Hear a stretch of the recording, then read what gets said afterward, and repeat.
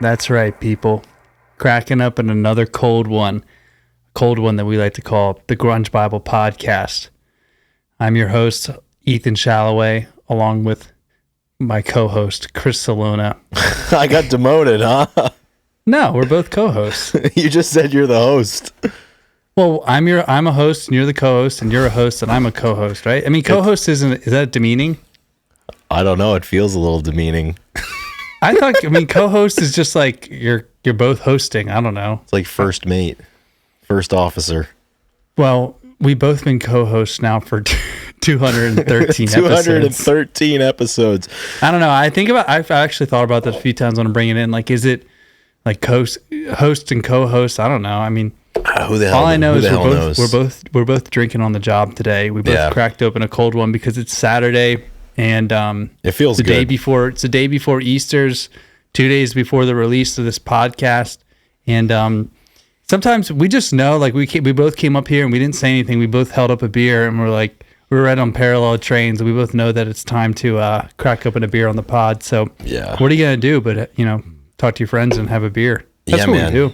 Yeah, absolutely. This is so we're recording this, as you said, Saturday, and it's like Saturday late afternoon, early evening kind of thing. I think this is an underrated time of the week to record a podcast. Like, if you have the schedule open, which we both do, and like there's nothing that like we're getting ready to go and do this evening because I guess we don't have lives at this point. Like it's kind of nice. You just crack a beer and talk about some music a little bit. So how are you doing, Ethan? How are we doing? I'm doing well. Yeah, for the people out there, beer enthusiasts, this is an Alabama Light. So pretty great regional, but it's just, your typical light beer could be, a Coors Light if you ask a regular person. I see you got a Rolling Rock there. I do. Latrobe, Pennsylvania's finest. And the can says it's a premium beer. So you better believe it. The Stallion says it all right there. Extra pale. From the glass-lined tanks of Old Latrobe, we tender this premium beer for your enjoyment as a tribute to your good taste. It comes from the mountain springs to you. That's Rolling Rock for you. Yeah, Rolling Rock. As people may know on the pod, that was one of my first beers. We drank a lot of Rolling Rock in Pittsburgh. That and Land Shark, loved it to start. But Rolling Rock does have, for all of the nice words they have on the can, they do have a reputation of being a shitty beer. Right. But metallic, if you will. Yeah, very metallic. But you know what? Who cares? It's what I have in my fridge now. It's a premium beer. Exactly. The can would never lie. Yeah, exactly. Like, that's when you see signs, it's a legendary lager, premium, and all this stuff. Best selling. Yeah. Yeah, best selling, whatever. But no, I'm doing well. It was a good week. I opened up my season last week in Tuscaloosa, as we said last year on the pod. So a little update. Still here. We did well. We didn't do as well as we wanted to, but there were a lot of positives. So we threw farther than we threw all last year. Threw 240 feet, about 73 meters, right under it. And all things considered, it was really solid. A lot of good takeaways. Yeah. And the season is long, so I'm okay. I did have I kind of compressed my ankle pretty aggressively, so I've been dealing with that. But other than that, it just felt good to be out there again. Felt good to have the eyes on you to compete and, just start the season and start getting after it. So that feeling will never get old. So it always is a good reminder when the season starts that you have that feeling and it gives you a little bit of motivation. So that's helped. Work this week, pretty standard bearing week. Other than that, just a little recovery and just trying to keep my nose to the grindstone. Mm-hmm. It's all you can do sometimes. How are you today, Chris? I'm good. In a similar fashion to you, I feel like we're pretty well synced up at this point in time. I had a really good week. Nothing flashy, nothing really out of the ordinary, but was really productive at work this week. Got a lot of stuff done. Took care of myself. I slept really well this week. I ate really well, healthily. Lifting's going great. I'm excited to spend some time with the family tomorrow for Easter Sunday. And this is the first 80-degree day that we've gotten in my neck of the woods. since last fall. So really excited about that. I'm pumped. After we finish this up, I'm gonna grab a beer and go for a walk around the neighborhood a little bit and maybe listen to some tunes. I've been heavy into some Delicate baby. Steve today, actually. So Good. It might fit the bill for this evening's activities. So I'm pretty good, man. I don't really have anything to complain about. I'm feeling pretty happy these days and pretty synced up with a lot of different things. So that's a big one to put up on the board for sure. That's awesome, man. I'm happy to hear. And I hope everybody out there that's listening is feeling similarly. I know you're listening to this on a Monday, potentially. Could be later in the week. And I know Monday's a lot different feel than Saturday. Oh, yeah. It's worlds apart. We have so much in front of us, so much free time and just opportunity ahead of us. But Monday, it's the opposite. It's like I have this week. It's amazing how days of the week have feelings to them. Oh, yeah. 100%. Like, the Sunday feel is so much different than Fridays, and it's just something unexplainable. And yeah, this right here might be the best feel. Like Saturday afternoon, you got a lot of runway ahead of you because you can stay up as late as you want on a Saturday night because Sunday's very forgiving. So I feel that way with Friday too. Like Friday night is like Friday night's house money, dude. Yeah, like even if you went out and did anything detrimental to your body, you have all day Saturday and Sunday to repent for your sins, if you will. Yeah, very important. For the good Friday or Blessed Saturday or what, I don't even know. all of that. Every Saturday is a blessed Saturday. Yeah. Thank you all for joining us. Once again here in Grunge Bible Land. This is the 213th time, and if you've read the episode title and or description, we're going to be talking a little bit about Record Store Day, and we are also going to be making the case and continuing to make the case for greatest hits albums and talk about a couple of the greatest hits albums that did a lot of heavy lifting for us in our baptism into grunge rock. So I think it's going to be a really good episode, and we have the ability to continue to put these episodes out in the world thanks to the support that we get from everybody out there. We continue to be 100% people funded. There's no big money donors coming in. There's no dark money or backroom donations, back alley things going on. We're funded by the people. And if you want to join the people and fund us, I've got some good news for you. We have a Patreon linked in the show notes where you can join.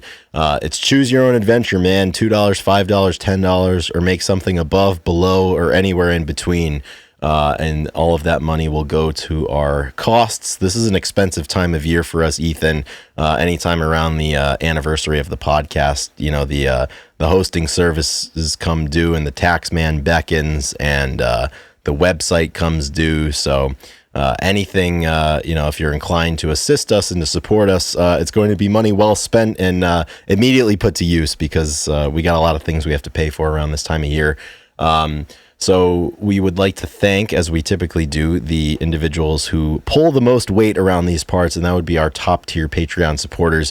So starting with the $15 tier, because there's only one, I would like to thank Abraham as the cutest basset hound ever.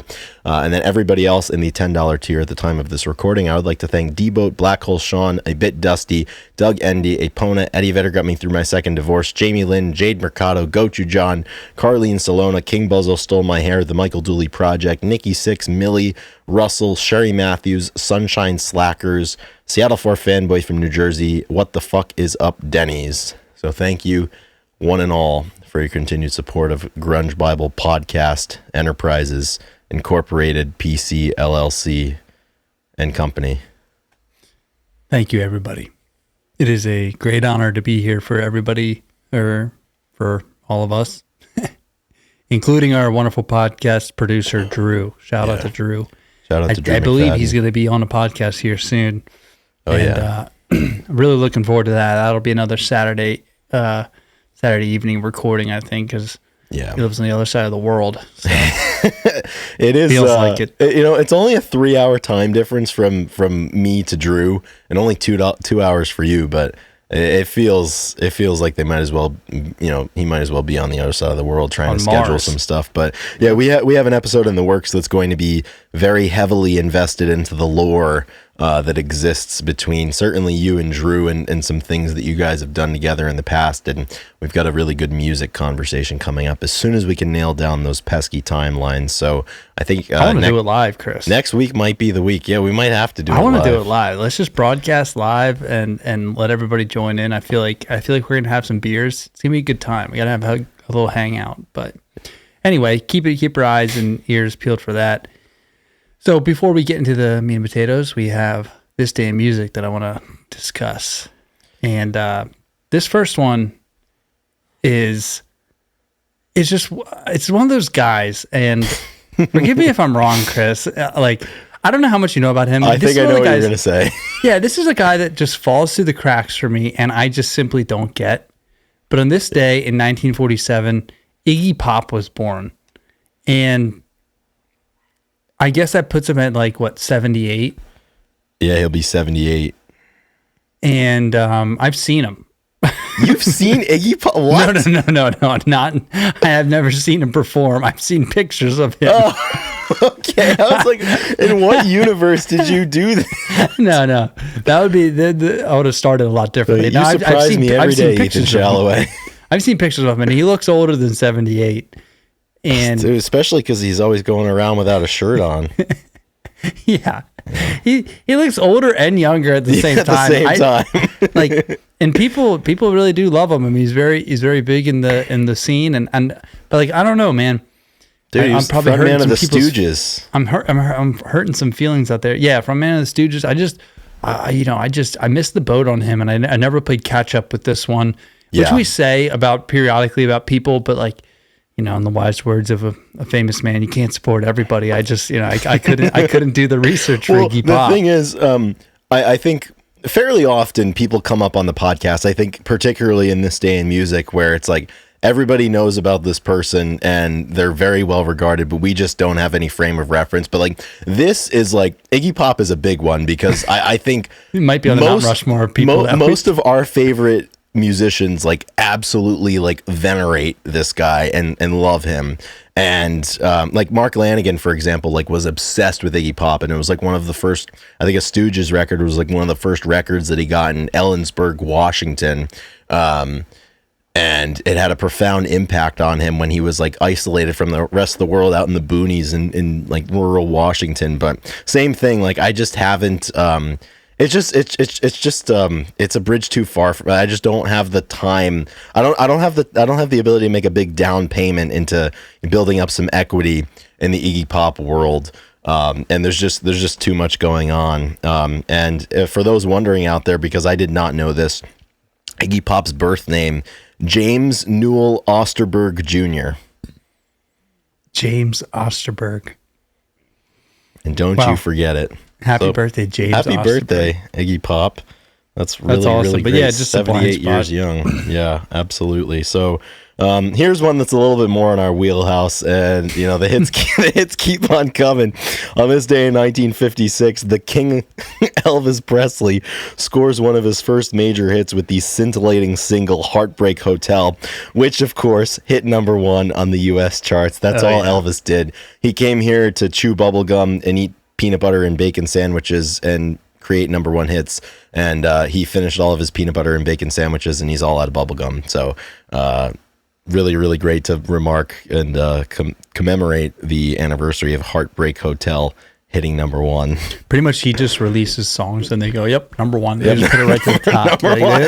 They just put it right to the top. They're like, yeah, it's going to be let's just skip the part where we have to wait. Yeah. Charts were a bit different back then, you know what I mean? They were. Elvis ran them. So I'd like to think he still does, because he's still alive. Everybody knows that. Oh yeah, he's definitely still alive. He was a very healthy man. Oh yeah. So moving to 1959, Robert Smith, Chris's favorite artist of The Cure, is born, and happy birthday, Robert Smith. One of our favorite headlines, quotes, however I don't even know if it could be regarded as a quote because it's nothing too spectacular, but it was upon the release of their, I guess, 2022 album, maybe. Whatever their most recent record is. Once again, I'm not well versed in the world of The Cure. Well, Oh man, I had to check. I feel like when was the last Cure record? But there was a headline of a picture of him, and it just said, Robert Smith said, "I definitely cannot do this again," talking about releasing albums and music.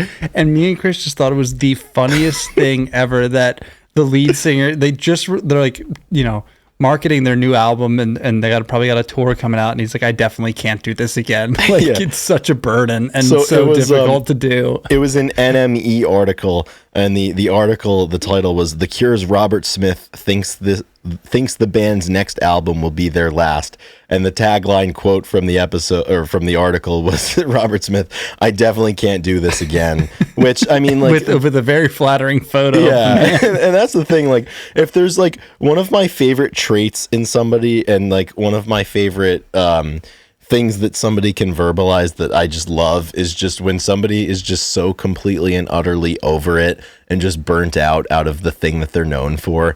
And that's right up my alley. It's like, he's like, I can't do this again. Like, this is gonna be it. Was that for the Songs of a Lost World? It must have been, because that was 2024 that it was released, and prior to that, their last album was 2008, I think.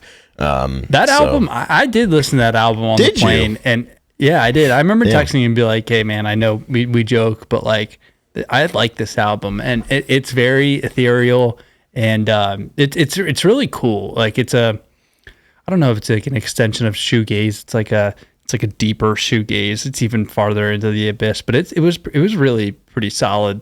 But he can't do it again, so that may be the last. I mean, Songs of a Lost World, I think it says it all right there. It's got a picture of, like, space rock on it. I don't know if it's the moon or not, but yeah, Could be. The Cure. All right. I think I just hit the jackpot, because this next one, it's another Elvis event.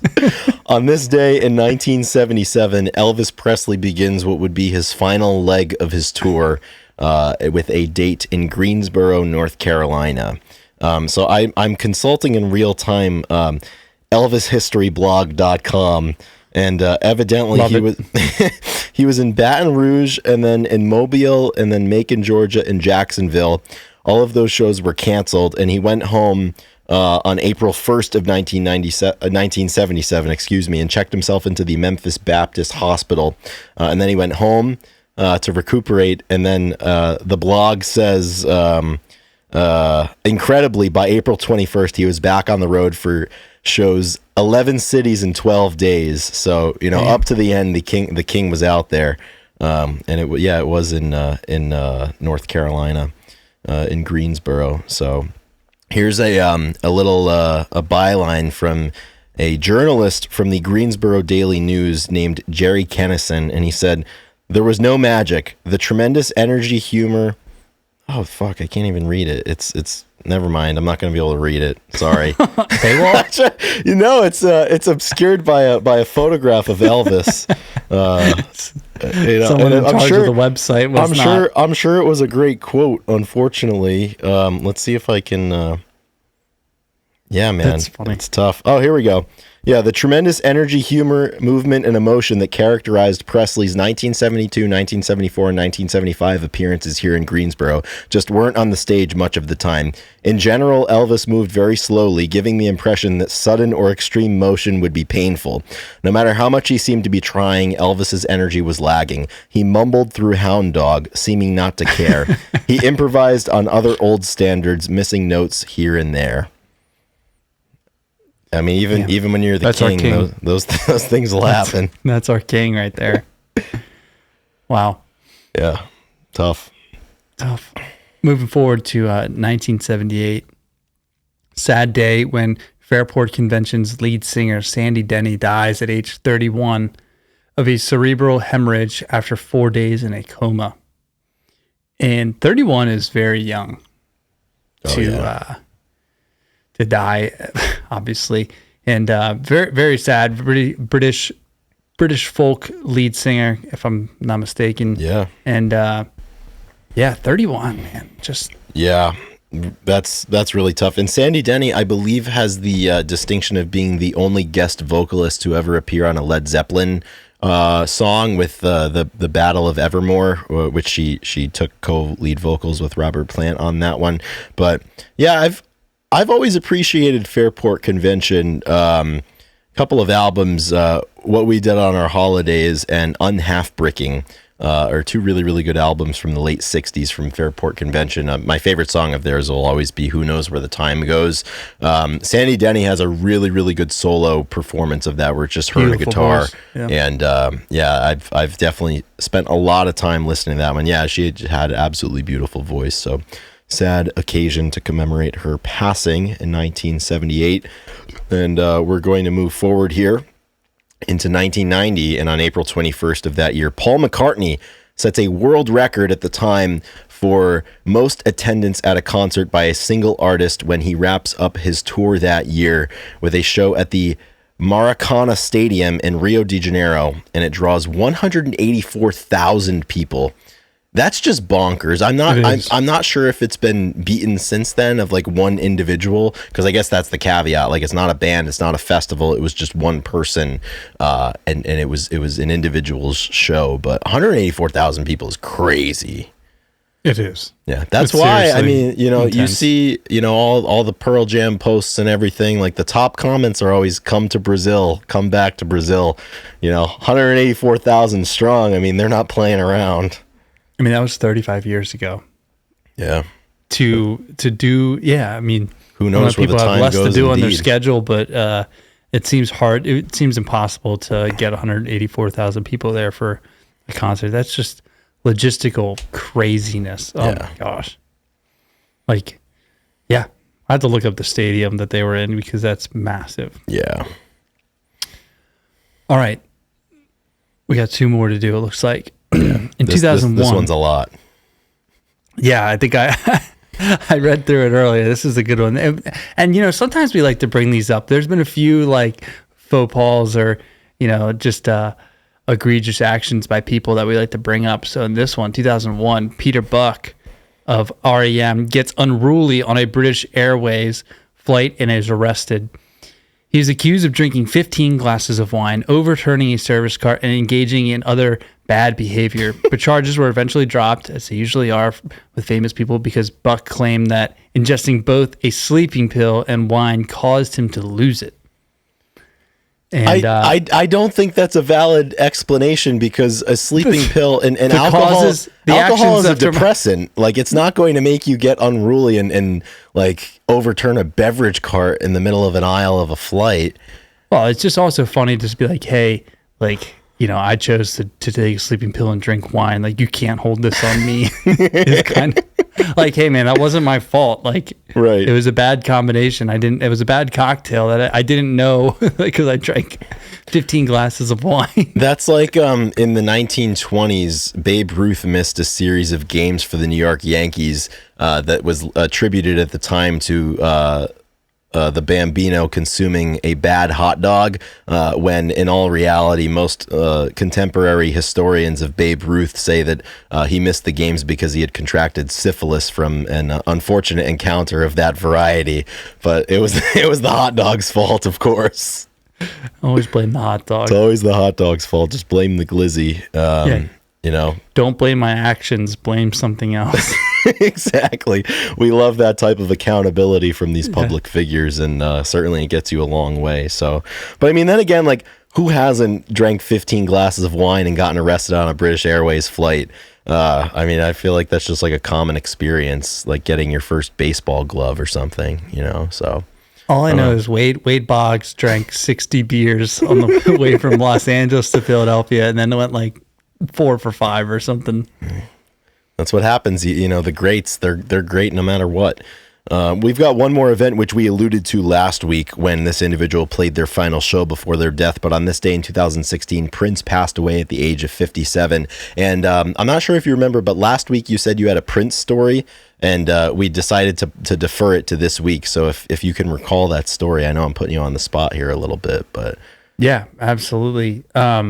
No, it was just like the first time. I remember and it's funny because I actually ran into Adam Bray last week at the track meet. Absolutely. And he was one of our sages back at Pitt, where he taught us about Judas Priest and he taught us about, a little bit about Prince. That's where this is going. But he loved like talking music, and it was just a little bit. It wasn't classic rock that he would talk about. It was really the the 80s and the 90s and just a little bit more.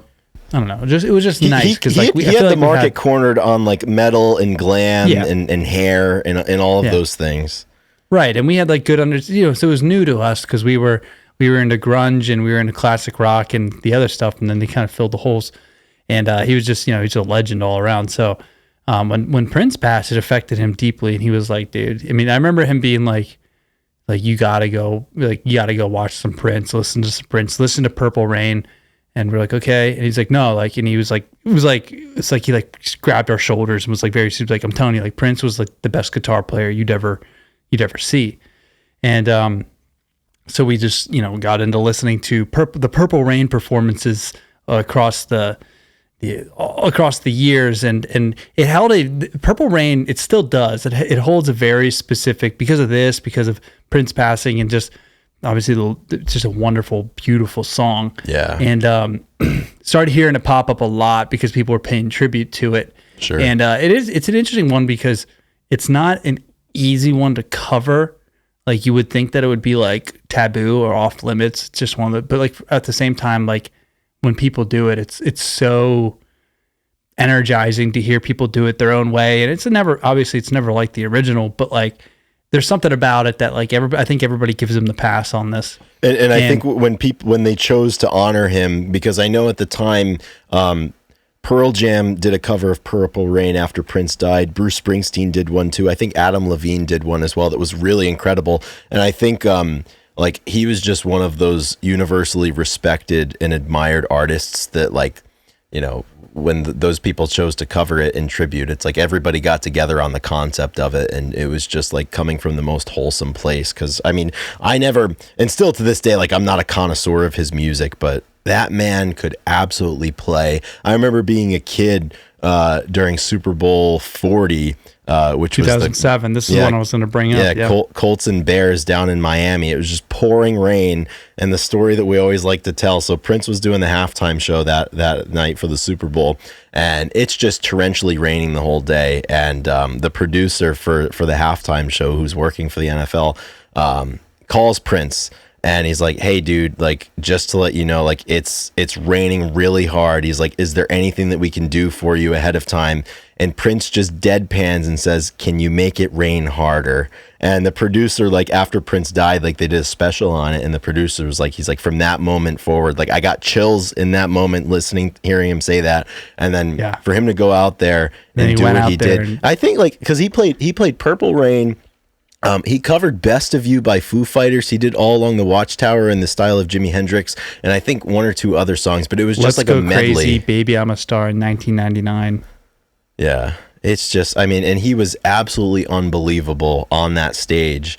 And really, I remember at the time, definitely the best Super Bowl performances and one of his best performances. I remember the producer. I think I watched the same skit or the same documentary. And he said, like, just watching him from backstage, like watching him up close, just control a massive stadium in the rain and all that, the variables going into it. He just, it was messianic. Yeah. Well, that's the crazy thing about the Super Bowl halftime show is like nobody is there explicitly for the halftime show. Like they paid $6,000, $8,000 to sit down and watch the football game. And it's like, the halftime show as a spectator there is just an added bonus, I think, for most people. And just to captivate everybody like that. I don't, Prince really isn't a part of my typical rotation like throughout the year, but around the anniversary of his passing, like I spend some time and I go back to all of those videos and those live performances. Like there's one that he did at the Rock and Roll Hall of Fame in the 90s of While My Guitar Gently Weeps, the Beatles song, and like he just absolutely just blows the doors off of the place. And he's on stage. I think he's on stage with like Tom Petty and Steve Winwood and others. I think McCartney might have been there too. And he just absolutely, to elevate yourself amongst legends to an entirely different tier above that, it takes something that most people don't have. And Prince certainly had it, man. I remember when I went to Kentucky, and like I said, I was seeing tons of bands and bars covering it, like kind of like last song of the night, like 2 a.m., 3 a.m. And I would send you, I feel like I'd send you a bunch of videos of different random people playing Purple Rain and just being like this is affecting me. Like there's no reason that I should be emotional like 2:30 in Louisville bar because some dude's playing the guitar solo to Purple Rain. But here I am. It's awesome. Yeah, absolutely. So I'm definitely gonna post some prints on the anniversary, the day this episode comes out on the page, and we'll remember him there and listen to everybody's print stories. I think we've posted the Super Bowl before. Posted the Super Bowl one, and then there was some award show in the 80s that he did, which is my favorite version of Purple Rain that I'll dig up and post out there. Definitely worth taking some time for sure. So that does it for this day in music. As we said at the top of the episode, we have some record store day stuff to discuss. So we got in on the fun of record store day unexpectedly, and record store day was April 12th. So a week ago from the time that we're recording this, and a little bit over a week ago by the time this episode comes out. But thanks to the fine folks over at Warner Music Group, the Rhino division there, we got a little record store day care package, and it's kind of a perfect combination here because we got a record store day exclusive release, a copy of something from a band that you or I don't really know too much about. So this is a really special time for us to kind of, get a trial by fire here and be gifted something like this. We got a couple of titles from the band Morphine, in particular the record store day exclusive, which Ethan is holding up and I have over my left shoulder, was their Bootleg Detroit live album, which was taken from a gig that they did in 1994 in Detroit. And it was pressed for a special edition pressing for Record Store Day 2025. And they were kind enough to send copies our way, along with Morphine's album Cure for Pain. And then additionally, because this is Grunge Bible, they decided to, make a party out of it and send along Stone Temple Pilots' greatest hits album called Thank You, the ubiquitous album of The Field of Sunflowers, which I think we all know very well. And we're going to spend some time talking about it a little bit later in the episode because it's important to us. But what a cool gift to have this show up on our doorstep here to celebrate Record Store Day. And to kind of do some real time and, get into a band that we don't particularly know much about. Yeah, I was really excited. Obviously, it just showed up on the door like 2 days ago, and it worked out well because it gives us something to talk about here, which is great. And so we had a conversation off, when we were doing our notes, and we did a little research into Morphine, and I'm very excited to listen to these. I haven't had the time exactly, but because I've definitely heard a lot about them from bands referencing who they like to listen to, and we did a little research, and there was the band has a tragic history with their frontman Mark Sandman passing away on stage, believe it or not, due to a heart attack, and bands like that, bands that have, it's sad because, we're learning about this now, but like, I do have a strong curiosity for bands that ended too short. Like there is something about it, like that were successful and stuff that, when there's tragedy involved, like your curiosity is piqued. So like, I'm really looking forward to this, and it's something that was unexpected. So yeah, thank you to the Warner Group for sending that in. And the STP album we're going to get to is an absolute crusher. There's a ton of songs. I mean, the compilation aspect of it is perfect. They do a great job. But, talking about Record Store Day, so this is something that Chris and I haven't participated in like a ton, but like once a year, basically I guess it's been around for like 30 years, I think. Yeah, it's been around for a little while. I was reading on it, but it was man-made, right? Or is there the Record Store? I was just looking at the Record Store Day website. I was wondering how. I love the idea, right? It's like a time of year where artists can release, special limited release, re-release, something unique. And a lot of it's live performances, like as we were looking through the list, like live performances or just collaborations or just like special edition pressings of different records. Yeah. And it got me thinking, and like obviously music, everybody talks about music as art and expression. And obviously, when you listen to it, you have feelings, and you can't really. It's almost like when you go. That's why people like collecting, say, ticket stubs and whatnot. And people like collecting vinyls, and obviously, in a world of where, people still have collector's items like baseball cards or just baseballs, or just even if it's just collecting pictures from all the ballparks that you've been to, but. And then like art, people can make art that is one of a kind.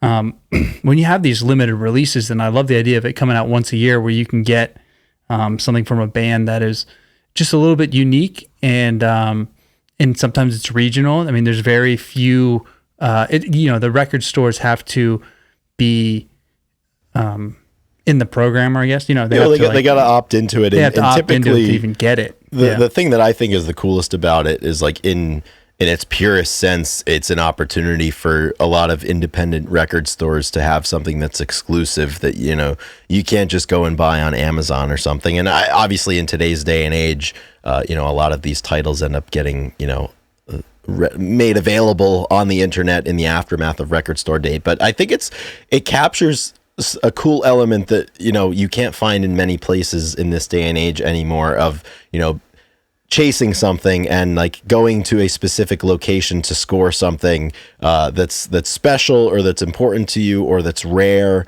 or something that you've anticipated for a while. So typically, a list is put out of what the Record Store Day releases will be, and a lot of bands do them, whether, as we said, whether it be like a special, live show that they remastered and pressed, or a limited edition pressing of your favorite record or something. But it's just, I think it's it's a callback to, some of the coolest things about art. And I think there's always something special about being able to own art and like put your hands on art and, have a physical copy of something.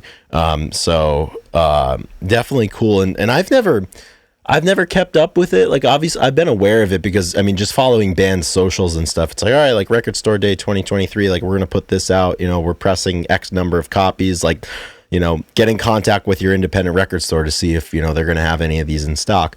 And I follow some of my local record stores here in the Providence area, and like they always post about it, but I've never gone, and I've never owned anything that's been like a Record Store Day exclusive, put out specifically for that day until now. And it's fitting that it's, a band that I get to explore through those two titles that they sent over to us. So it's just kind of I think it's a callback and it's a reminder of just what's cool about art. I'm sure a lot of people listening out here, I think a lot of us follow the podcast or whatever, are into vinyl and into collecting their favorite records and stuff. So we're probably boring everybody by trying to explain what Record Store Day is, because these people have probably been going to it for a long time. But it's cool. That's the cool thing about art, is like there's no right or wrong time to get into it, and there's no right or wrong time to begin collecting things that are important to you or things that are cool or things that bring you joy. And, any sort of collection or, acquiring of art is valid, because if it brings you joy or it teaches you something, I think that's important. And this is just I think it's a pure example of that. And I'm happy that we get to be a part of it. Yeah, it's kind of hard to put into words like why collecting things or something would make sense, right? When you and that's one thing I like about vinyls. Like, why does it matter that this one's orange, this record's orange?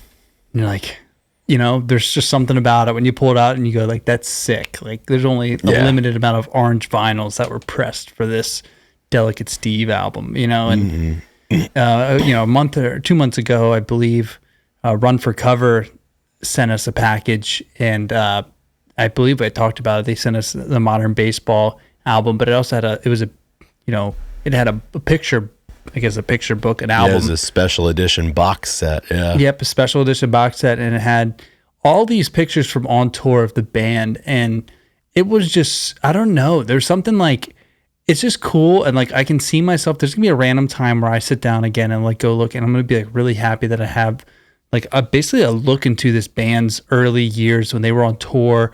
There's a little bit of it, a little bit of a little paragraph written about each photo and stuff. And just, I don't know, it'll just take me to another time and place, like right there in that moment. And like, I just know that I'm gonna be really happy that I have it, and it's like such a cool thing. Yeah. And it really is art. Like music, it's just a good expression. Like even the stuff that's on your, behind you, the albums that were given and the Kafara photo. Like if nothing else, when you come to like, oh yeah, this is sick. Like this is such a good photo. Like I mean, sometimes that's what it's all about. Like, well, I think it makes you happy. It brings back memories and whatnot. That's like, the thing. And even if you're not connected to their memories. That simple. Exactly. Yeah. It's just, if it makes you happier and if you think it's cool, it's like, why does this record have to be orange? Because it's cool. It looks cool. Yeah. And like that in and of itself is reason enough. And I think like, the movement towards efficiency and optimization, in everything that we do,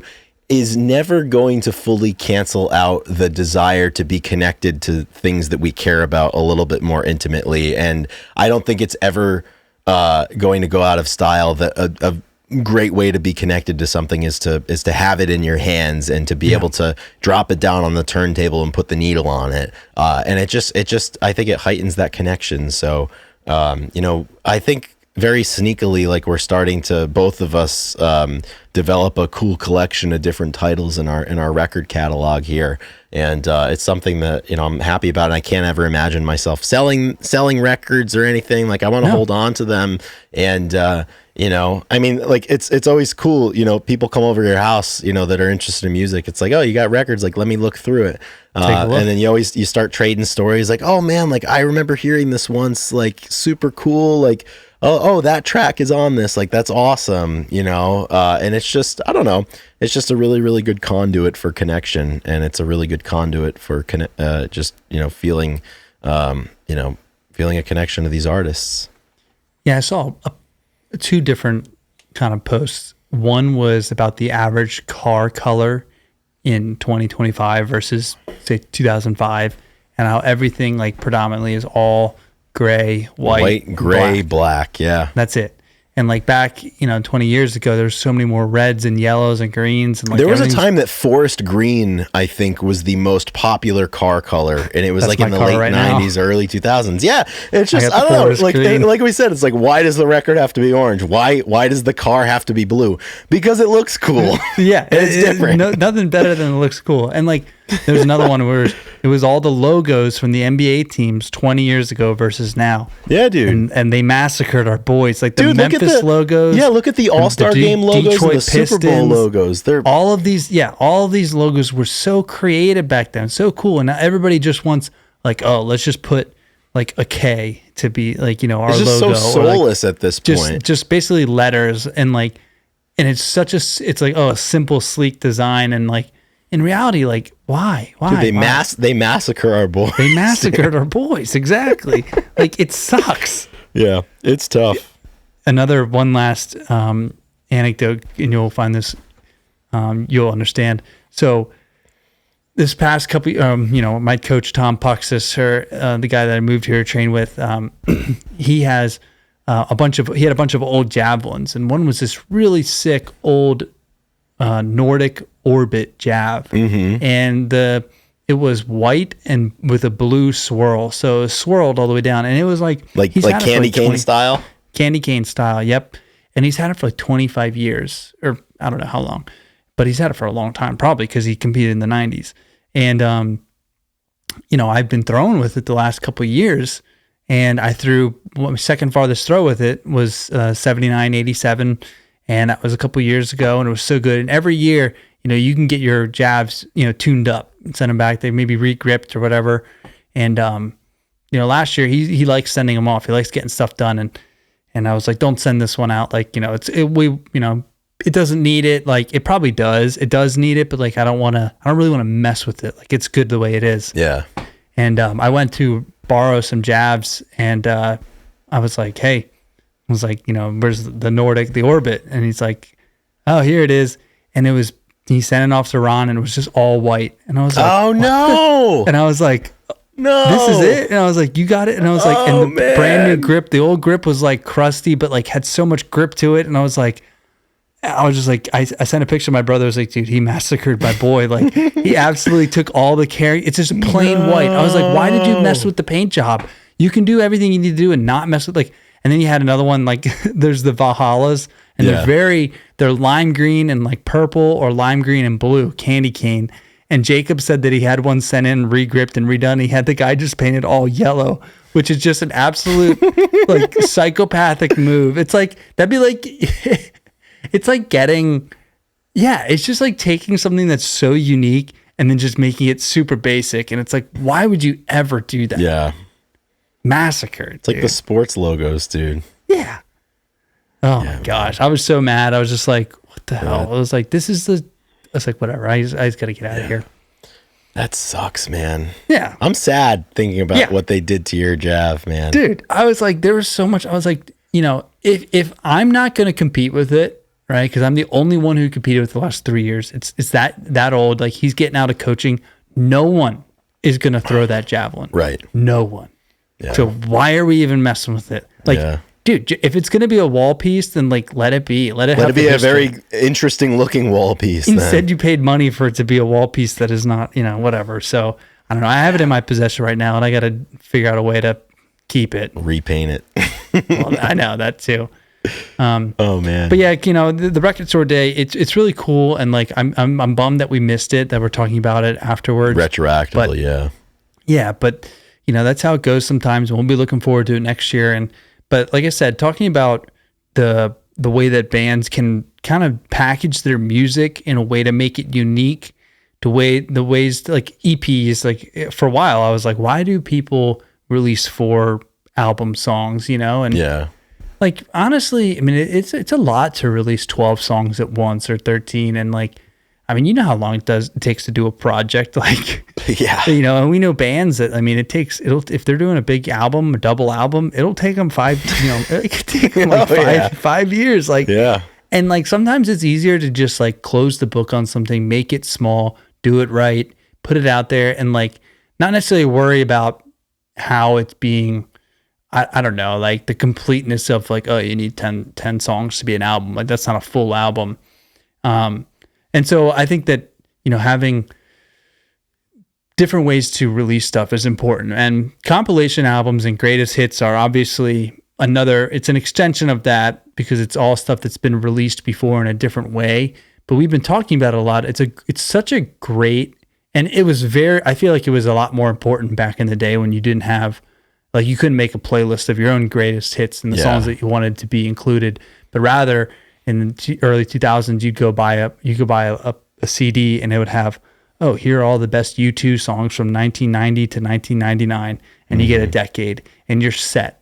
Yeah. And I think that, I think for both of us, we use those albums a ton to get into bands. Yeah. And one of our friends who could be on the pod in the next week, I know he said the same thing. He's like, dude, I mean, thank God for greatest hits albums. That's how you get into these bands. Yeah, and we've been we've been talking about greatest hits albums on and off for the last few weeks, and they've been popping up and whatnot. The Eagles. And it's exactly, and it's really started. Yeah, and it's really it's an interesting coincidence that in addition to the 2 Morphine records, they sent us the STP Thank You Greatest Hits record, and it got me thinking. I kind of, in the process of the last 6, 7, 8 years, like, I forgot my base when it comes to grunge music and when it comes to music in general. And it's funny that, the way that I sit here, I have my back up against this wall where I put records up, but like in front of me behind the camera, I have my stack of records, and I have my stack of CDs because I never got rid of them. And a lot of my CDs are greatest hit CDs. So back when I got my first car, Spotify like wasn't really a thing yet, and I wasn't paying for music on iTunes, and I already ran out my string with the illegal downloads of LimeWire and all those things. And I remember I hadn't thought about this in so long, but when I got that car, I wanted to build out a decent collection of CDs that I could bring with me. I'd have like six or eight of them in the car at any given time, and I'd switch them around. And I forgot at the time, a lot of, like, when I was going into wherever I would go to buy CDs, like a big consideration was like, all right, like with this $10, like how much music can I get from it? And I gravitated pretty heavily towards greatest hits albums. I remember Bruce Springsteen put out a greatest hits record, compilation record in, it must have been late 80s or early 90s. Like I got that one. I got Pearl Jam's Rearview Mirror Greatest Hits 1991 to 2003. And I got Stone Temple Pilots Thank You Greatest Hits. And I played the hell out of those. And those greatest hits records really laid the bedrock for me in terms of developing a relationship with those individuals or those bands. And it introduced me to a lot of different songs. And I've kind of become a snob in recent years that like, oh, I'm not going to listen to greatest hits. Like I'm going to go to the albums. Like I want to listen to these albums. Push through these 5 songs that should never have been and aired. Like, don't get me wrong. Like that's an important part of it. When you go heavy into a band, it's like, you got to go through their discography and it's interesting to follow along. But in terms of when you're first getting into, you know, an artist, like greatest hits, it's still an amazing bang for your buck. You know, you spend $12, you get 20 songs worth on the CD, you know, throw it into your car, and you know, you get a really good sense of what the band is about on a macro sense, because, you know, they think the Rearview Mirror album, I remember I bought that one, and then if I remember correctly, like I sent you a copy of it when we were first starting to get into Pearl Jam back in 2015, and like we both had access to the same, I forget how many songs are on Rearview Mirror. I think there's there's probably 33, probably 33 or 34 of them. We had so we were operating from the same baseline. We had the same easy access to those 33, 34 songs, and it gave us a really good idea of what this band was. And it started those trails for us where it's like, oh, I really like this song. Now let me go and see, you know, where this came from and if there are other songs like this from the record that it's on. And I've kind of, you know, I'm upset that I've become dismissive of them over the years. And, you know, it's like a chicken or egg thing. It's like, well, you can go to the greatest hits and trace it back. You don't have to start, you know, track 1, album 1. And it's a great thing. And it was a great thing for me. Even like, I forgot about how good of a greatest hits that Thank You record is from Stone Temple Pilots that they released in 2003. I think it's got damn near like all of their popular singles, and it's got some unreleased stuff. And man, it's just a killer. It's an absolute killer. Yeah, I'm looking at the track list right now. It's Vaseline, Down, Wicked Garden, Big Empty, Plush, Big Bang Baby, Creep, Lady Picture Show, which is an absolute killer song, Tripping on a Hole in a Paper Heart, Interstate Love Song, like All in the Suit That You Wear, Sex Type Thing, Sour Girl, Plush, Days of the Week. And what I like about these greatest hits is, you know, you're getting decades of music most of the time, at least 2 decades, and you get the whole scope, right? You get the, like, if an album, you know, a lot of a critique for an album is all the songs sound the same, and then 5 years later, it's a different sound, but you know, they could be all the same. Not saying that these albums are anything like that, but so then you get the greatest hits and you pick from the different eras that the band was in. And you get a really good picture of the diversity and what kind of range that a band has, because these songs are taken from all of their albums and they're the best few songs. So you're getting like this, you're just getting all of their skill, you know? Yes. I mean, why wouldn't you love that? Yeah. It's like everything that the band does well and all of the different styles. And you made the remark earlier when we were chatting on the phone with the Thank You greatest hits from SDP, like it just paints it so plainly in front of you just how versatile that band was. And I really do think, I said to you earlier, like I think they were the most versatile band of the 1990s that we talk about frequently, kind of in like our neighborhood of you know, the familiar faces. I mean, because like those tracks, man, I used to love that one because you get to the end and the last track on my CD was the live version with just the guitar and Scott's vocals of Plush. That I think they recorded like Headbangers Ball or something for MTV. I used to love ending that with that, and then, you know, go right back to the start, and then you listen to everything over again. And it's funny, like a lot of my favorite songs, like just jumping back over to Rearview Mirror, like Dissident is on that one, and like I remember obsessing over that song at the time. I thought it was the coolest thing I'd ever heard. And like I Got Id, for example, which is not something that maybe I would have I probably would have overlooked in the beginning if I had just gone by the albums, because that was on a Merkenball EP, which I probably wouldn't have spent a lot of time with. But I got acquainted with that one. Breath, which was from the singles soundtrack, which didn't make 10 for some reason. That one was on there, and it just it's such a cool thing to have a holistic look, like within one piece of media, at like, hey, this is. And we're beating a dead horse here, but it's like they're greatest hits for a reason. It's like these are all of the great things that we've done, and they're here in one place for you. And then you get to choose your adventure. It's like, if I like this sound, let me go to No Code and see what weird stuff they were doing there. Or if I want the heavy stuff, like I really need to pick up a copy of 10. And that's what happened. I got the Rearview Mirror, and immediately I was like, I need 10. And I need verses, and then I picked up Yield because I was like, I really, really like all of these songs. I remember hearing Given to Fly and Wish List on Rearview Mirror, and I was like, I need a copy of Yield, so I went out and got it. And it was just a really important way, and I'm glad that was the way that it happened. But I've forgotten about that over the years. Yeah, it is. Yeah, greatest hits are back, dude. And I think that we have always said that, going back to what you said, STP being the most rounded and most versatile band, if there's a few things that stick out and a few takes, I don't know if a lot of people say that, but like, I think we've talked about every time we bring up STP, how just incredible they were as a band, how like well versed they were in the different genres. Like if you could make a grunge Bible, like, I don't know, list of things that they believe in, like STP being superior in just like band quality is one that I'll die on that hill. You know what I mean? Like, why not? Yeah, absolutely. So one fun fact too, I remember, I think Drew told me this because of course he loves shit like this. Talking about CDs and how CD quality is better than streaming. Yeah. Do you remember this? I don't know if you were involved, but like he said that, and I just looked it up to make sure, but CDs, they offer like a superior audio quality because it offers lossless audio. So they don't compress the sound, resulting in a cleaner and clearer, rich and more detailed listening experience.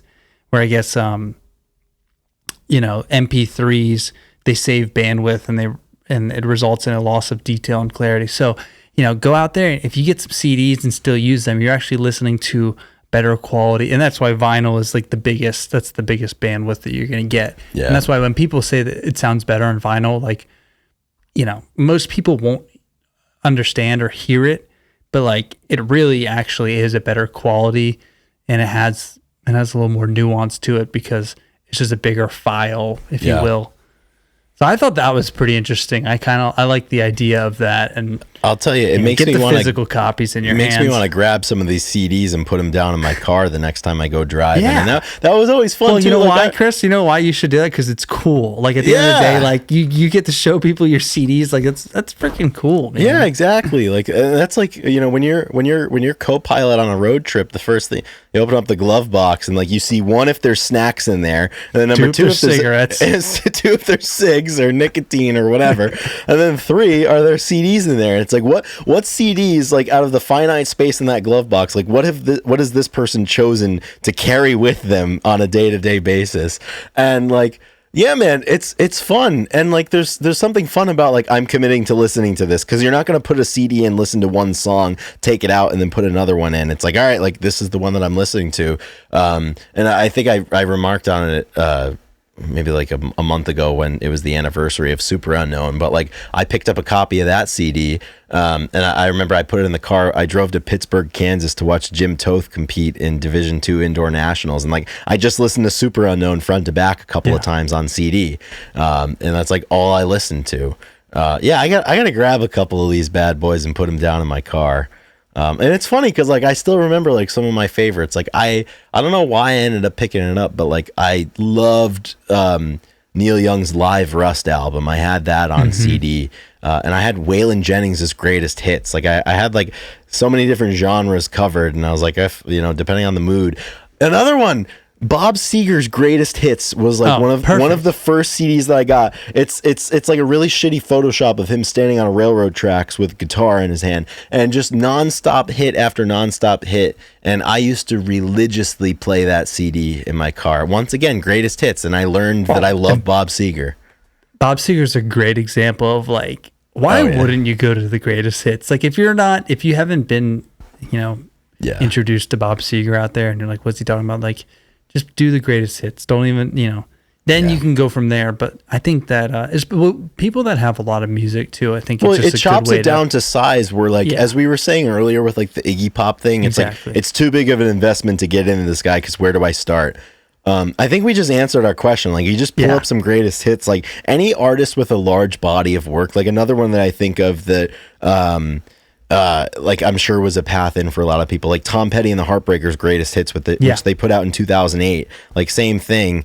It's just like there's 18 songs on it and it's like the best of it's what they do best and it's right there for you in one thing.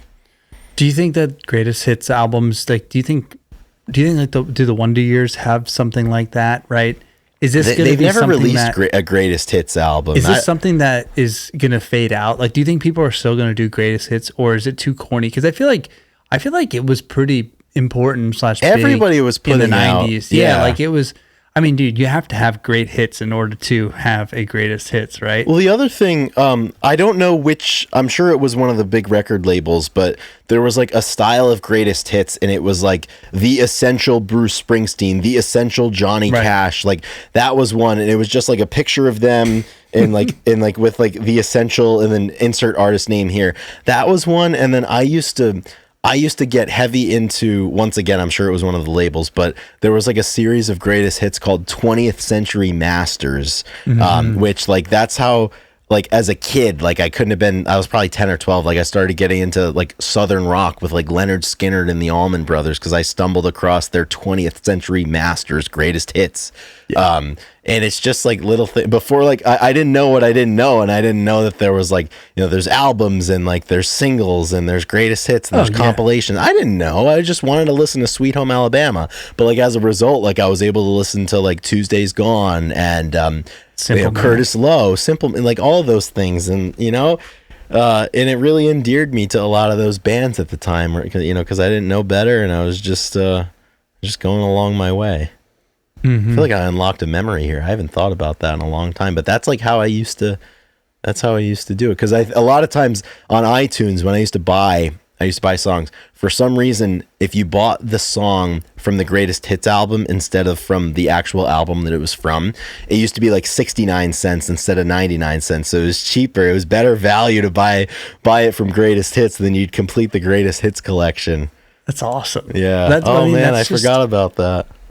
Yeah, that's really interesting. I mean, it is, if a band, I mean, they have all the files and stuff, they're just compiling it into one CD, so it's at no cost or low cost to them to release it. So, it's a big help to the band when you're buying the Greatest Hits. Absolutely. And we like to help these bands.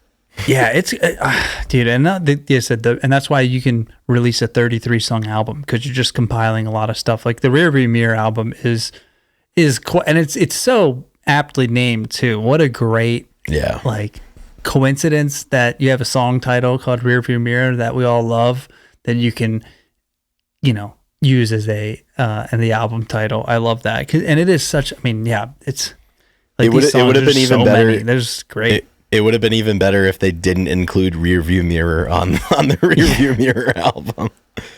Yeah, or if they left off Do the Evolution, that would be great. What are you talking about? That's your favorite Pearl Jam song. If the disc one could have ended 2 songs earlier. Oh man, that's funny. Yeah, man. I mean, like, this set list, this track list is just all the hits. Yeah. I mean, like, it's not even worth going over because everybody knows that, like, you name it, you know every song. Yeah, exactly. Oh man. Yeah, this is great. It's a good reminder, I think, and yeah, you're never above dropping the needle on a Greatest Hits or putting that into the CD player in your car. I mean, a good reason, a good example. Like, all right, if you're going to the record store right now, and there's a band that you want to get, well, like say, okay, the Wonder Years, right?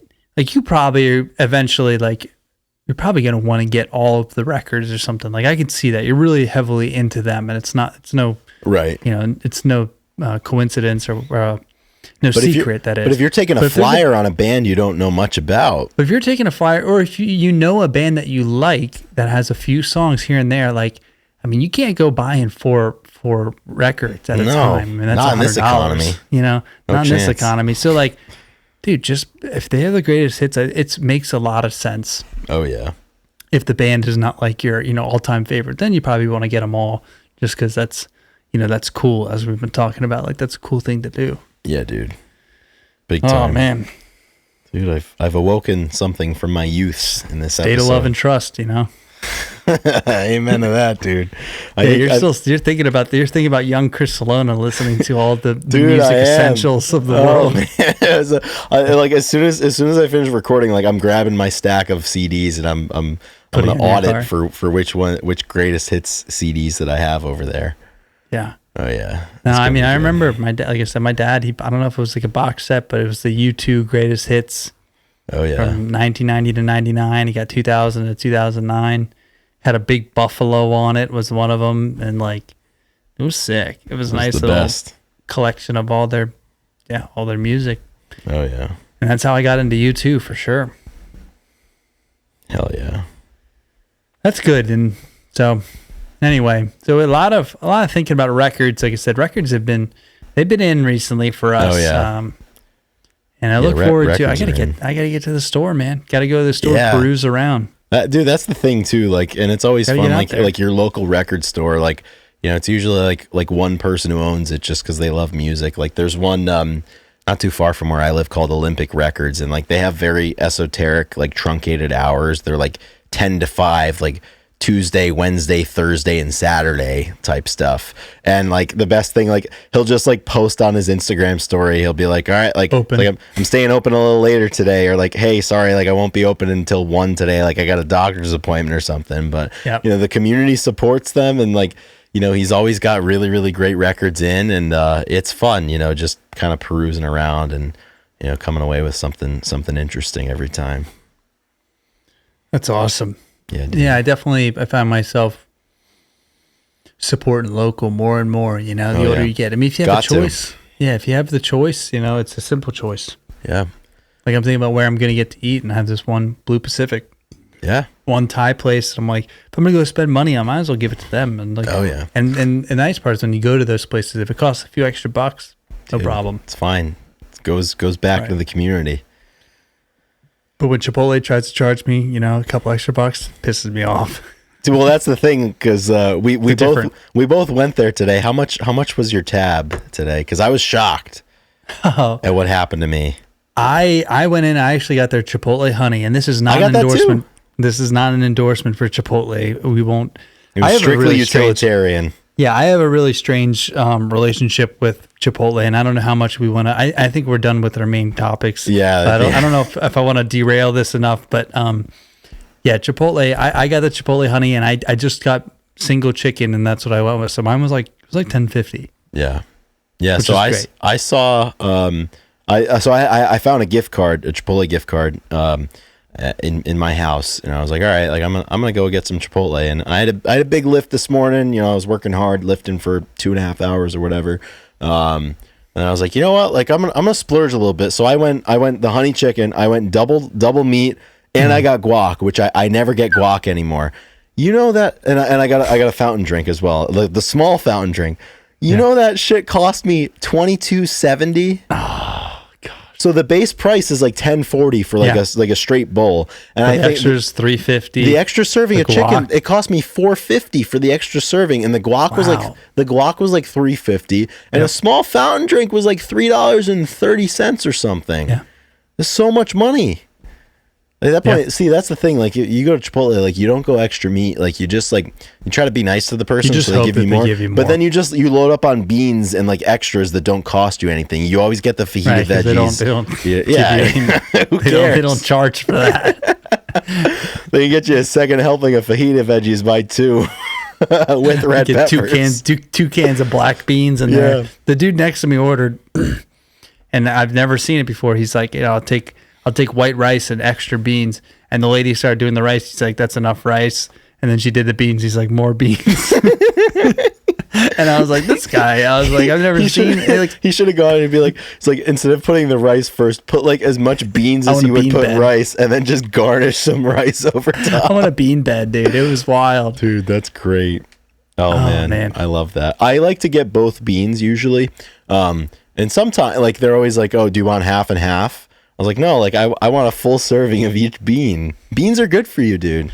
Yeah, they are. Yeah, they're really good for you. So, I don't know. I was shocked. I had a little bit of sticker shock today.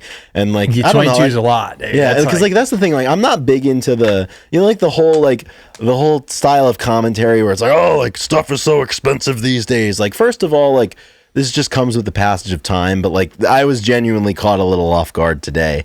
Like I gotta like it was expensive, like $30. Well, it really is. I never get the queso because like I know like they probably you gotta like take out a loan to get the queso there probably, and I'm sure it's not even good. The quesos, I mean, yeah. I'm not a queso guy though. Like it's just you don't like melted cheese, dude. not I don't really like it on my I'd rather have sour cream. I love sour cream. The problem with it putting in stuff is it gets lost. It gets lost in there. And too many flavors competing. Like chips and queso, great, good. The problem with guacamole, I mean, I know avocados are expensive, but it's like, $3.50. I mean, it's just like, dude, I can go buy avocados for, they're still expensive, but they're like $1.50. They're not $3.50. Yeah.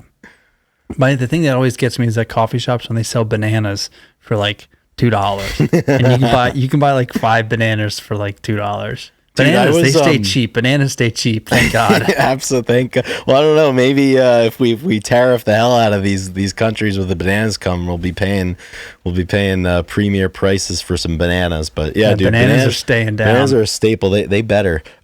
Question for you, because I had a fun experience, and this is like we're not talking about music probably, except for songs part of the the week later done. on. Yeah, music time is over. Music time's done. Now we're gonna rant. So as you know, like I've started to like grind my own beans for coffee, and I've been doing pour over coffees, and I absolutely love it. And I've really enjoyed like going to different local roasters and like trying different coffees that they have. So there's one in Providence which as far as I've researched is like regarded as one of the better ones in the state.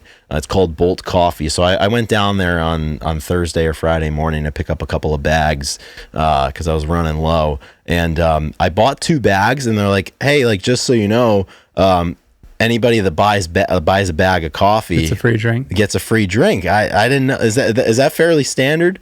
It should be, yeah. I mean, the coffee shop that I work in Lexington, if you buy a bag of coffee, you get a free drink. It should be, because Seeds, they didn't do that. And I was like, you don't get a free drink? I was like, what the hell? It was great, and it was free small, but the person was like, because you got 2 bags, like I'm upgrading. Whatever you want. Whatever you want, bud. I felt great. It was awesome. And that's why they do it, dude. Yeah. A cup of coffee, I mean, now, if you do specialty drinks, I'm sure like there might be a loss or whatever. But like the whole point is coffee is, when you break it down, like a cup of coffee, they're making good margins on it if you're selling 100%. It for $3. Yeah. So like, I think it's a no-brainer. Like if they're buying a bag of coffee, give them think of how much that endears. Like that endeared me to Bolt, and like I had already you're in. Yeah, and like I that was the second time that I'd picked up beans from there, and like I really liked the beans, so like I was already down with Bolt. Like that's why I went back the second time. But now, shit, love that place. It's the best. Yeah. Oh man, that takes me to. I was just thinking of John Taffer. Quinn sent this to me, and this is a fun, it's just interesting. So John Taffer was talking with Gary V, and you know Gary V, right? I don't know that I do. You don't know Gary V? It's like Gary Vaynerchuk or whatever. He's the social media presence who's like, he's like a really high pitched voice. He's like, I go out to thrift stores and I buy all this stuff and I resell it online and eBay. You can make $1,000. He's like big into like going to flea markets and interesting, and hustling and like he's a social media guy. I just like found his Instagram. Yeah, really interesting. So John Taffer, they're having a conversation. John Taffer's like, he's like, what you do at a restaurant? He's like, when someone comes in and it's their first time, he's like, you put a red a red napkin at their table, so everybody in the store knows it's their first time, and they come in and you give them a free steak dinner or whatever. Like you give them something really good, and they have a great experience. When you're done, you tell them like, "Hey, it's on us." But next time you come in, you gotta get the chicken, and tell them like when you come back, tell them that, or like bring this, or tell them that it's your second time. And when they come back the second time, they're gonna get the chicken. You give them like 20% off. That's what he said. You give them 20% off. And there you set down like a certain glass or something to let everybody know it's their second time coming. And then you say for the, next time you come in, you got to try the cheesecake. Like it's and you give them a 10% off for that. So, because they said like 3 times to a restaurant is like retention rate versus like 1 time is like, you have less chance of retaining them. So you have to get them in the door 3 times in order to keep them. So John Taffer like takes like 5 minutes to explain this. And then Gary Vee's like, "Oh, that's a great idea." He's like, "What you should do is you go on Instagram, type in Lexington, and then find a follower and just say," and he just like messaged a random person and was like, I see that you live in Lexington. Here's $15 off your first time visit to whatever." Like John Taffer just created a perfect experience of how to get people to come in. And then Gary Vee just went and ruined and just like gave a terrible, not a terrible Instagram idea. Like I get it, but he just like randomly messaged somebody and tell them like you have a 10% gift code. Or That's whatever. amazing. I'm not even sure how I got into that, but like when you come in, you get treated well. Yeah, that's how it should be. Take care of your people. Yeah, Chipotle doesn't do that. No, they certainly don't. They're too big to do stuff. I like only that. go there. Like my family, like habitually over the last several years, like was like a stocking stuffer. Is like, all right, Chipotle gift card. Like I've built up like a war chest of gift cards. Like there. I don't pay for Chipotle anymore. And like once those gift cards run out, like I'm not going. Like if I'm spending $22, like I'm going to my local shawarma place and I'm getting a shawarma plate. Exactly. Yeah, it's exactly right. If you're gonna spend $22. Yeah, Chipotle. I had bad food poisoning in college, and I swore against them. Well, I was going around. I remember they had like a nationwide romaine problem.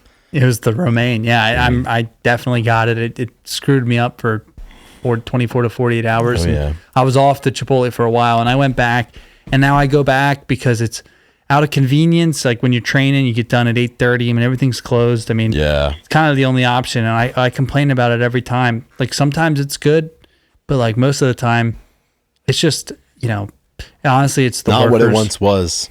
It's honestly the workers. Like they expanded, and there's Chipotle around every block now, and they just can't keep up with like good training and like they can't fire people, so like they just it's so easy for them to. Well, I think like they like cut the portions like on a corporate level, like you need to give less, so like that I believe that too. Yeah, 100%. So like, I mean that's like crux of the issue, I think. Well, I mean, greedy corporate fucks. Yeah, I mean they cut it, but it's also like I said, the stuff. I mean, it's overcooked. If it's just not, you just got to get it at the right time. Like there's a lot of bad balls out there. Most, any fast casual restaurant, stuff's been laying around for a little bit. It's not going to be as good. But they have good ingredients and good. They have good ingredients and good seasoning. It's just if it's prepared well that day or not, and it's getting worse and worse is what I'm saying. Yeah, that's why portion size or not, it's just like getting worse quality because attentiveness. Yeah. Suppose if I was working at Chipotle, I wouldn't much care though either. So, right, that's what everybody says. That's why I drink beer and podcast instead. Yeah. Oh man, I can go on. Yep. All right. Well. Yeah. Some songs of the week, perhaps, before we get moving out of here. Sure. Yeah. All absolutely. Right. I think we could do that. I think we can. I got a good one. Excellent. Actually, it came on in the car. I parked in Chipotle, and I actually was like, I listened to it, and at the beginning I was not impressed per se. Mm-hmm. Then it got to like the kind of the jam. I was like, oh, this is actually really solid. And I was like, it was one of those things where I had to go in an order, and I was like, came back out, and I started the song over. I was like, I got to do this again. I'm going with Saratoga by Eddie 9V. Have you ever? I have never. No, I'm not familiar. I just looked it up. I do not know what this is, but I don't know what. Like I thought I knew who it was, and then I looked and I was like Eddie 9V. I don't know who this is. Eddie 9V. Yeah. Yeah. If you listen to it, it sounds like and I'm Now I'm blanking on who it sounds like. Yeah, it looks like Elvis. Eddie, it might be. Welcome back, Elvis. Well, good enough. Welcome back, Elvis. But like, it has this drive to it, and you'll know it has this Western Southern rock guitar. Sign me up. I'm sold. Yeah. Like you'll like it, especially if you go for a walk with a beer tonight and you put Eddie 9-volt in your ears. Oh, yeah. Saratoga. You are gonna be living. Yep, I'm gonna be doing that. I cannot for the likes of me figure out who he sounds like, but you'll probably know right away. Yeah. So really, really solid jam, really solid song. I'm impressed. I haven't really delved into the rest of Eddie 9-volt, but I think I will be doing that before we get into Iggy Pop. Yeah, every day of the week. Absolutely, that's a good one. I'm going to go with a song from Brian Jonestown Massacre, and it is called Mandrake Handshake. It's just like a groovy instrumental type song. I for some reason this afternoon I got into some just like instrumental music, and off the back of some work that I've been doing with Delicate Steve, listening to his stuff, and decided to get into some different stuff. And yeah, I was listening to some Brian Jonestown, Delicate Steve. There's a band called Mandrake Handshake. Oh, no kidding, man. Oh, no. There's levels to this shit. So you're listening to Brian Jonestown, Delicate Steve? Yeah, and then like William Tyler's another guy who does really good instrumental stuff. Also some Houndstooth I was listening to a little bit earlier. Yeah, I love Houndstooth. And then I'm not sure if you're familiar with the Electric Peanut Butter Company. But I came across them today, and I think you would like them. So yeah, it was just I really locked into some good tunage today, which it's been a little bit since I've been able to lock in that way. So I'm excited to keep these good vibes going. It's so funny that you said Houndstooth. How did you find them?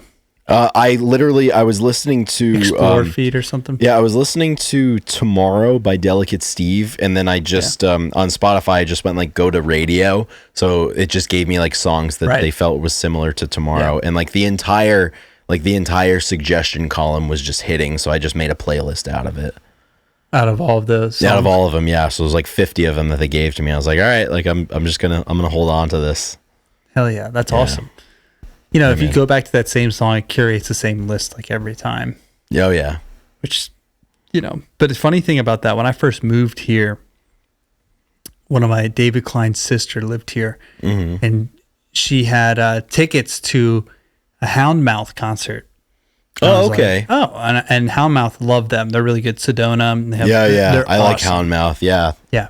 Well, when she told me, I don't know if I was on the phone or texting, and like, I couldn't remember the band. I was like, what is it? And I looked up Houndstooth, and I thought that was the band that we were going to see the entire time. So I looked it up. You did your research for Houndstooth, and the next thing you know, it's not the tooth, it's the whole mouth. It's the whole mouth, yeah.